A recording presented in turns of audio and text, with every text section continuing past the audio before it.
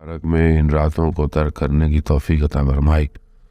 27 کی رات بھی ہے اور ظاہر ہے خود جو ہے وہ ویسے اس طرح باقی جو عمر برکت کی رات ہے، ویسے بھی بہرحال آخری ایام کی، آخری ہفتے کی چند راتیں باقی ہیں۔ شب جمعہ کی اپنی خاص ایک فضیلت ہے، عام دنوں میں بھی شب دعا ہے، شب مغفرت ہے۔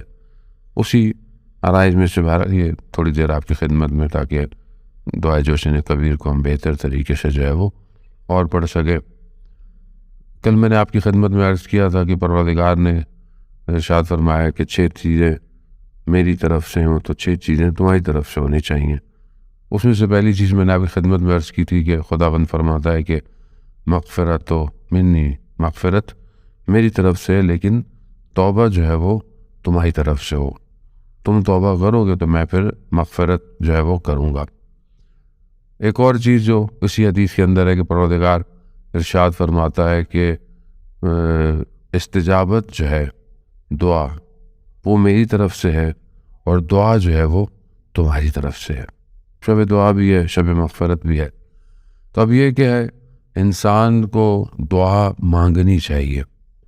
بعض اوقات لوگ زندگی میں کہتے ہیں کہ دعا مانگنے سے کیا، پروردگار کو تو پتہ ہے ہمارے حالات ہیں، ابھی مانگ کے کیا کرے۔ لیکن نہیں، خدا پسند کرتا ہے کہ بندہ اس کی بارگاہ میں گڑ گڑائے۔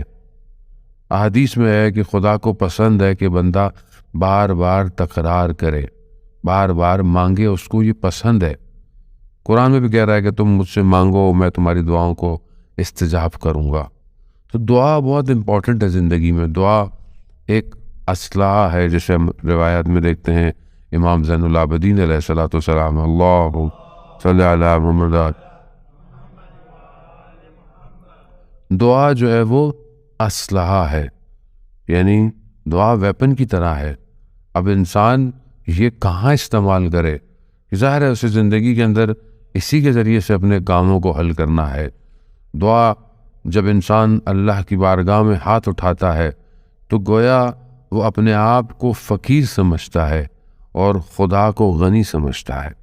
اس کا خدا کی بارگاہ میں ہاتھ اٹھانا ہی اس کو یہ سکھاتا ہے کہ وہ خالی ہاتھ ہے، اس کے پاس کچھ نہیں ہے، وہ کسی کا محتاج ہے۔ وہ دعا مختلف ہیں جس طرح ہم دعائیں پڑھتے ہیں، اور دعا میں اور مناجات میں فرق ہے۔ جسے ہم پہلے بھی عرض کیا، مناجات امیر المومنین، مناجات شعبانیہ، مناجات 15 جو 15 مناجات ہیں جو صحیفہ سجادیہ مفاتیح الجنہ کے اندر بھی شیخ عباس قمی لے کر آئے ہیں۔ ملا حسین کلی ہمدانی کے بارے میں ہوتا ہے کہ سجدے کی حالت میں ان پوری مناجاتوں کو پڑھا کرتے تھے، اور خود فرماتے ہیں کہ جس طرح کی تمہاری حالت ہو اس طرح کی مناجات، کیونکہ آپ نے دیکھا ہے اس مناجات میں توائبین کی مناجات، یعنی توبہ کرنے والوں کی، شکر کرنے والوں کی، شک کرنے والوں کی مختلف مناجاتیں ہیں۔ بہت چھوٹی ہیں، کوئی بہت بڑی نہیں ہے کہ آپ سوچیں کہ بہت بڑی بڑی، ہاں چھوٹی چھوٹی ہیں۔ آپ ان کو پڑھیں، ان کا ترجمہ پڑھیں۔ ماہ مبارک رمضان ہے، فارغ انسان تھوڑا بہت وقت نکالے، بیٹھا ہے، رات کو پڑھ لے۔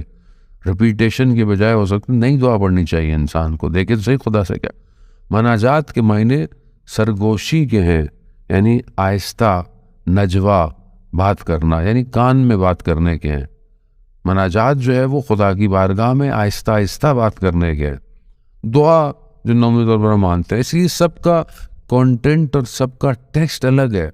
سب معصومین سے ہی ہے، حدیث معصومین سے ہے، دعا معصومین سے ہے، دعائیں بہت ساری ابھی آپ جتنی دعائیں پڑھ رہے ہیں معصومین سے ہیں، پھر مناجات معصومین سے ہیں، اس کا ٹیکسٹ الگ ہے۔ اس طرح زیارتیں ہم پڑھتے ہیں، زیارت امین اللہ ہے، زیارت جامع کبیرہ ہے، بہت ساری یہ زیارت کہاں سے ہیں؟ یہ بھی معصومین سے ہیں، لیکن ان کا ٹیکسٹ الگ ہے، ان کا لہجہ ہی الگ ہے۔ تو ہر انسان اپنی زندگی میں ان کو دیکھے کہ خدا کی بارگاہ میں ان کو ہم نے کب، کون سی جگہ، کس کو خدا کے لیے استعمال کرنا ہے۔ خوب ماہ مبارک ہے، شب مغفرت، شب دعا، شب جمعہ۔ اب یہاں پر ظاہر ہے اسلحہ کب چاہیے ہوتا ہے؟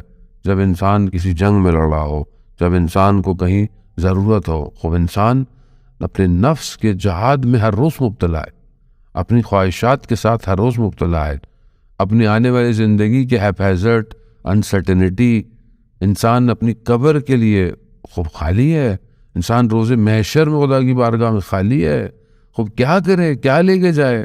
کچھ نہیں ہے ہمارے پاس پروردگار، ہمارے پاس یہ دعائیں ہیں جو تیری بارگاہ میں لے کر آئے۔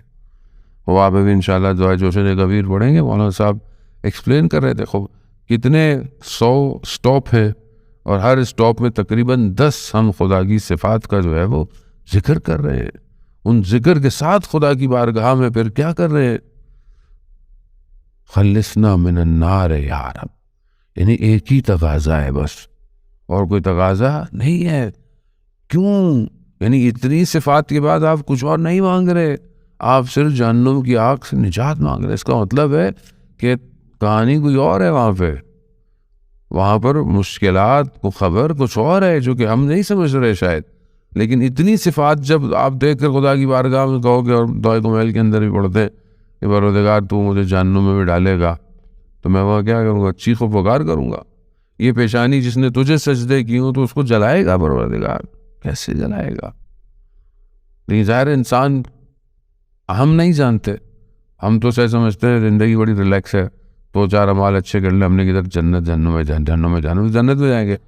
مگر اہل بیت جانتے ہیں خدا کی بارگاہ میں زیادہ محترم، ہمیں نہیں لگتا، یا نا امید نہیں کرنا چاہیے، لیکن بالکل ریلیکس بھی نہیں ہونا چاہیے۔